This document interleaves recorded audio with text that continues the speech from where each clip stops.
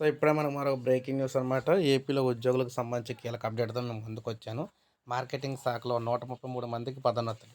Seniority, rule of reservation ప్రకారం ప్రమోషన్లు 5 ఏళ్లలో 2 సార్లు. సిబ్బందిలో హర్షాతిరేకాలు.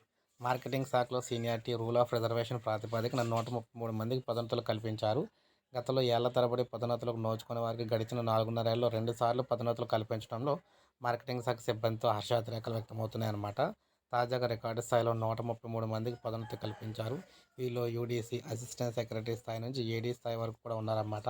యూడీసీ సూపర్వైజర్‌గా పనిచేస్తున్న 2 మందికి జోన్ 1లో అసిస్టెంట్ సెక్రటరీలుగా పదోన్నతి కల్పించారు. జోన్ 1, 2లో అసిస్టెంట్ సెక్రటరీలుగా పనిచేస్తున్న 37 మందికి గ్రేడ్ 3 సెక్రటరీలుగా అవకాశం కల్పించారు. అలాగే జోన్ 1, 2లో గ్రేడ్ 3 సెక్రటరీలుగా పనిచేస్తున్న 28 మందికి గ్రేడ్ 2 సెక్రటరీలుగా పదోన్నతి కల్పించారు. రాష్ట్ర వ్యాప్తంగా గ్రేడ్ 2 సెక్రటరీలుగా పనిచేస్తున్న 13 మందికి గ్రేడ్ 1 సెక్రటరీలుగా పనిచేస్తున్న 16 మందికి స్పెషల్ గ్రేడ్ సెక్రటరీలుగా పదోన్నతి కల్పించారు.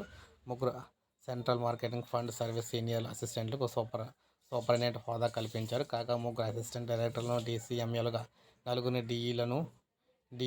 డీఈలను డీపీసీలుగా, 6గురు సీనియర్ మార్కెటింగ్ అసిస్టెంట్లను ఏడీఎంలుగా, స్పెషల్ గ్రేడ్ సెక్రటరీ హోదాలో పనిచేస్తున్న ఒకరిని సెలక్షన్ గ్రేడ్ సెక్రటరీ క్యాడర్ డీపీసీగా పదోన్నతి కల్పించారు. అంటే మొత్తం మీద చూసుకున్నట్లయితే ఏది ఏమైనా ఈ విధంగా రిజర్వేషన్‌కి సంబంధించి అమలు చేస్తూ ఉద్యోగులకు అవకాశం కల్పించారన్నమాట. సో, ఇది ఫ్రెండ్స్ ఈ వీడియో. నచ్చితే లైక్ చేయండి, సబ్స్క్రైబ్ చేసుకోకపోతే మన ఛానల్ సబ్స్క్రైబ్ చేసుకోండి.